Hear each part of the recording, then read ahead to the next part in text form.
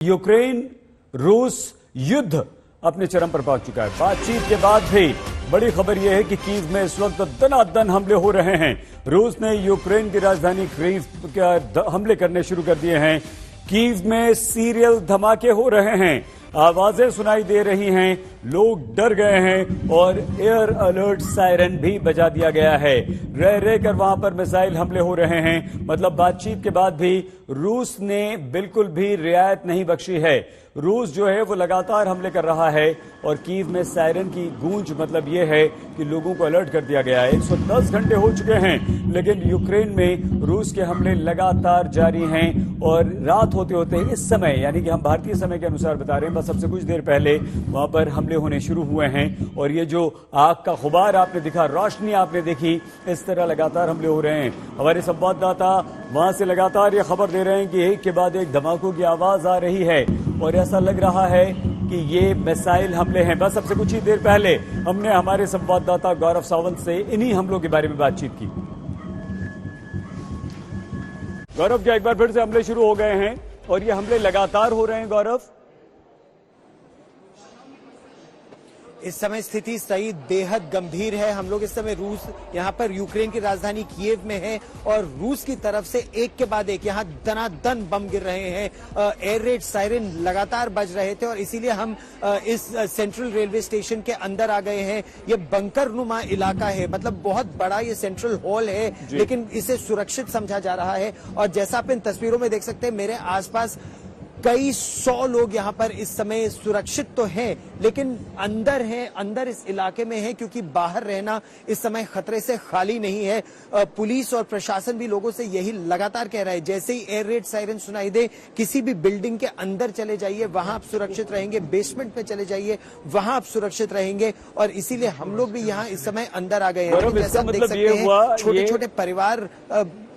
हाँ, आप तस्वीरें दिखाते रहिए और हमें बात सही, जैसे मैं आपको इन तस्वीरों में दिखा रहा हूँ, ये छोटे छोटे परिवार के साथ माता पिता, इन सब का प्रयास यही है कि वो यहाँ से बाहर निकल सके, वो कीव से बाहर निकल सके। लेकिन कीव से बाहर निकलने के लिए अभी इतनी बड़ी संख्या में ट्रेनें भी नहीं मिल पा रही हैं लोगों को। खचाखच भरी ट्रेनें हैं और इन सीढ़ियों से बाहर उन्हीं लोगों को जाने दिया जा रहा है जिनकी ट्रेन का अभी समय हो गया है। बाकी सब लोग यही प्रतीक्षा कर रहे हैं। गौरव, हम सिर्फ ये जानना चाहते हैं कि जो धमाकों की आवाज आ रही है वो क्या है? एयर स्ट्राइक है, तोप है, मिसाइल है? क्या कुछ अंदाजा लग पा रहा है या कुछ यहाँ पर जो अथॉरिटीज हैं, पुलिस ऑफिशियल्स हैं या पुलिसकर्मी जिनसे आप बात कर रहे हैं लगातार, कोई कुछ बता पा रहा है, बता पाने की स्थिति में है या सिर्फ आवाजें सुनाई दे रही हैं? केवल तेज आवाजें धमाकों की सुनाई दे रही हैं और जिस तरह की आवाजें ये हैं, ये मिसाइलों का हमला हो रहा है और लगातार इस तरह मिसाइलों का ही हमला होता रहा है। जैसे ही बेलारूस और यूक्रेन के बीच बातचीत खत्म हुई, उसके बाद से ही एयर रेड सायरन और ये मिसाइलों का हमला इस तरह से होने लगा। और ये यही दर्शाता है कि संभवतः बातचीत में कुछ सकारात्मक नहीं निकल पाया और इसीलिए उसके बाद से लगातार इस तरह की आवाजें आ रही हैं। अब उम्मीद यही कि लोग जो बंकरों में हैं वो बंकरों में ही सुरक्षित रहे।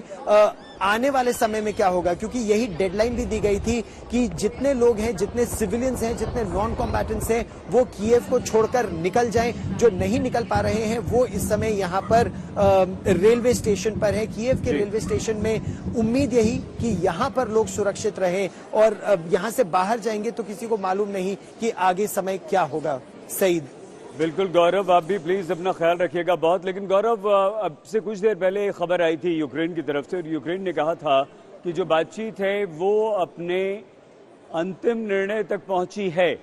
इसका मतलब ये हुआ कि पहले दौर की बातचीत सफल रही और दूसरे दौर की बातचीत के लिए भी उन्होंने जगह तय कर दी कि हम आगे फिर से बातचीत करेंगे। लेकिन क्या गौरव, रूस ये संदेश देना चाहता है कि हम बातचीत तब तक नहीं रोकेंगे जब तक कोई निर्णय नहीं हो जाता है, जब तक हम किसी फैसले पर नहीं पहुंच जाते हैं? क्योंकि यूक्रेन ये कह रहा था कि आप युद्ध विराम कर दीजिए, बातचीत के टेबल पर आती, जिसे रूस पहले ही मना कर चुका था। क्या हम ये बात मान सकते हैं उसी के बाद ये हमले हो रहे हैं? गौरव,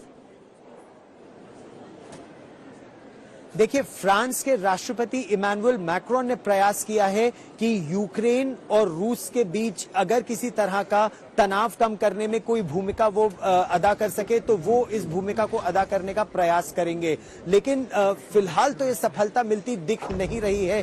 रूस की शर्तें बहुत साफ हैं। एक यहाँ पर सत्ता परिवर्तन, दूसरी शर्त यहाँ का डीमिलिटराइजेशन, और तीसरी तरफ वो ये साफ तौर पर एक आश्वासन चाहते हैं कि Ukraine North Atlantic Treaty Organization का सदस्य, नॉर्थ अटलांटिक ट्रीटी ऑर्गेनाइजेशन का हिस्सा नहीं बनेगा। दूसरी तरफ यहाँ के राष्ट्रपति व्लादिमीर ज़ेलेंस्की वो साफ कर चुके हैं कि वो आत्मसमर्पण नहीं करेंगे। तो दोनों ही तरफ से अभी बहुत स्ट्रांग स्टैंड लिए गए हैं, एक तरफ यूक्रेन, दूसरी तरफ रूस। मिडिल ग्राउंड क्या होगा ये अभी तक नहीं पता चल पा रहा है, और इसीलिए यह तनाव लगातार बढ़ता जा रहा है और ये बमबारी और गोलीबारी की आवाज आ रही है।